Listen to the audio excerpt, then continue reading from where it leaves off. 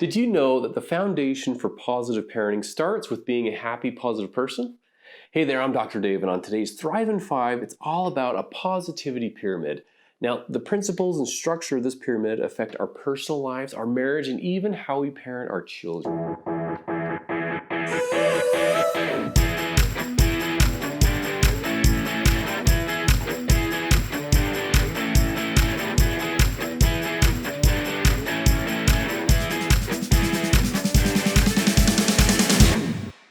I'm super excited to share some principles and concepts from the parenting pyramid. Now, this was originally developed by the Arbinger Institute. So to begin, as parents, many of us get caught up in this trap of spending too much time threatening and disciplining our kiddos and correcting them when things go wrong. We spend money and countless hours reading books about ways to discipline and punish children, or learning about natural and logical consequences for misbehavior. So many of these questions I get as a professor and family life educator are, Dr. Dave, what do I do when my child doesn't clean up their room or talks back or even sneaks out? Now, all of these are important questions, and there are answers, but these are questions about what to do when things go wrong. The positivity pyramid asks an additional question, that is, how do I help things go right? So this model focuses primarily on helping things go right rather than spending most of the time figuring out what to do when children misbehave. I've made some other videos that tackle those topics.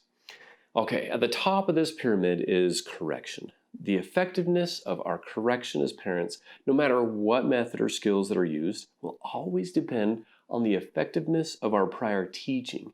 This is because the better parents teach their children, the less correction is needed. And when it is needed, it will be a natural extension of their teaching.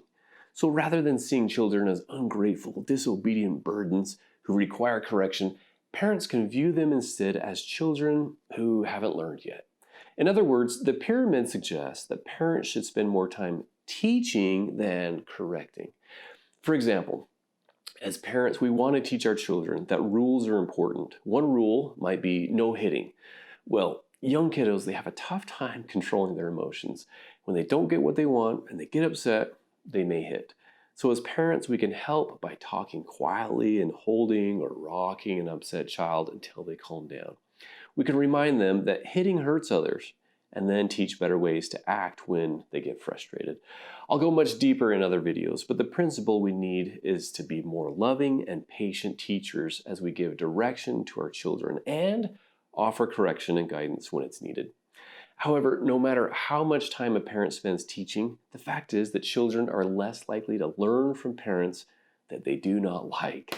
So the third layer of the pyramid, the parent-child relationship, suggests that parents should spend more time developing a strong and loving relationship with their children, especially if our teaching and correction isn't quite working. For example, think about a person that really bugs you, that drives you nuts, and they try to correct you or teach you. How open are you to their teaching or correction? If you don't like someone, it's difficult to be open to their influence, right? The same principles hold true for parenting. In other words, the effectiveness of our correction will depend on the quality of our teaching, and the quality of our teaching will depend on the quality of our relationship with our children. So the best investment of our time as parents is in building and strengthening this connection, and then they'll be more open to your teaching and correction. I like to say it this way. It's connection, then direction, then correction, in that order. And beneath the parent-child relationship is the marriage or couple relationship. For parents who are separated or divorced, it may be the co-parenting relationship, or this level may not apply if you're not in a couple relationship. But the science shows that when things are going well in our marriage, we tend to be more warm and patient in our relationships with our children. The opposite is also true. When things are stressful and we're fighting in the marriage, it often spills over into our other relationships. So what's underneath the marriage or couple relationship? Research shows that most happy and healthy relationships consist of happy, healthy individuals. It's not difficult to imagine that children and our spouse might have a hard time wanting to build a relationship with someone who is cranky, crabby, and critical. So when we're doing well in our personal lives, mental health, managing stresses, building positivity, and so on, we're more pleasant to be around. So to summarize, think about parenting and relationships from the ground up, focusing on how you're doing personally. That's diet and sleep, exercise, positivity, friends, and so on. This will influence your couple and parent-child relationships. And when a strong relationship is shared, children are so more open to your teaching and correction. So if you're looking to improve your relationships, remember to start with the bottom and work up. So before I go, please take a second to subscribe, like, and share the video with others. I'm on a mission to help parents as we find happiness in this parenting journey. So that's all for now. I'm Dr. Dave, and this has been another Thrive in 5.